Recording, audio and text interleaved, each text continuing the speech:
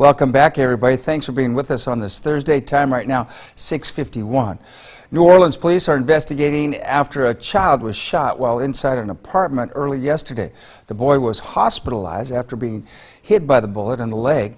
Neighbors say it looks like the bullet was fired outside of the apartment and went through an exterior wall. Several shell casings were reportedly visible outside the unit.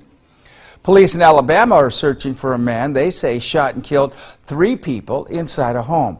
The shootings happened yesterday morning at a mobile home park in Gardendale. The victims were identified as 2 adult women and 1 adult man. Officials say the suspect, 52-year-old Kenneth Dion Lever, committed suicide during a traffic stop in a parking lot in Pensacola yesterday afternoon.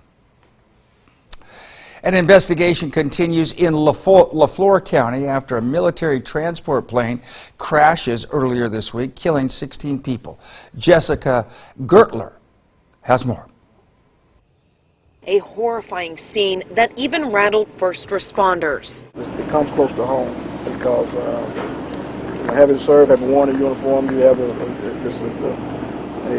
feel of what these individuals go through. Greenwood Fire Chief Marcus Banks served in the military and even flew on the type of cargo plane you see engulfed in flames. That's personal when you find out, because the initial call came in as a crop duster. When you find out, man, it's a military plane, and I've actually flown on it. Monday evening, authorities say a military transport plane exploded in the air, plunging 20,000 feet into a soybean field in LeFlore County, killing 15 Marines and a Navy sailor.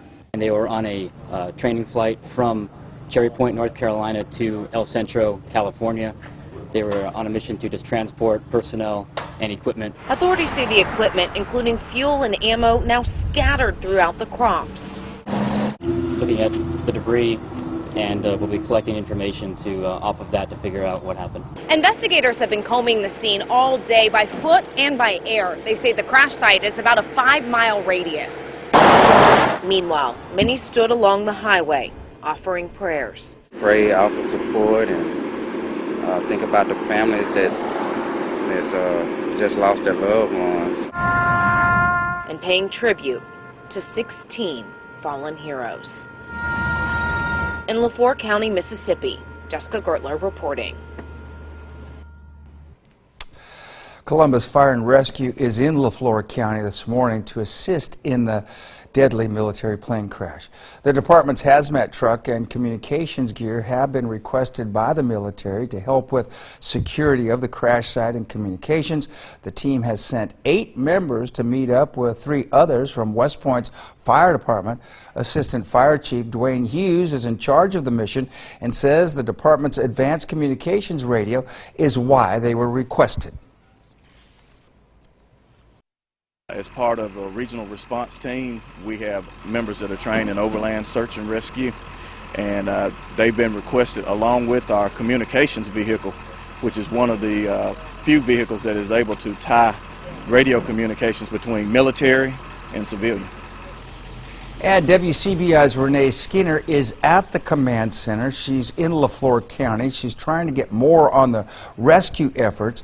She's going to join us live. Is she joining us live right now?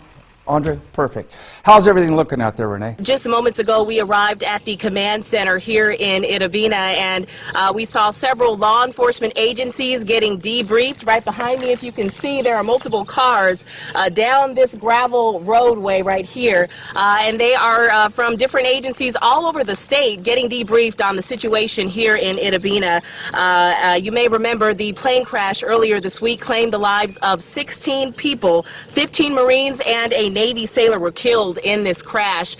They asked us to step further back while they are getting debriefed, and I think that may be because they are having a problem out here with people stealing debris from the actual crash site. So that could be why we were asked just to scoot back moments ago. I spoke to a firefighter on the way here, and he says that as soon as they are debriefed, they will hit the ground running, joining in the search and recovery efforts. So we plan on meeting up with our Columbus and West Point firefighters to see what they've accomplished today. We hope to give you that report later on this morning, but for now, in LeFlore County, I'm Renae Skinner.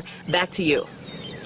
All right, thank you so much, Renee. We're going to have more from Renee, hopefully during the 7 o'clock hour when we switch over to the CW4 at 7.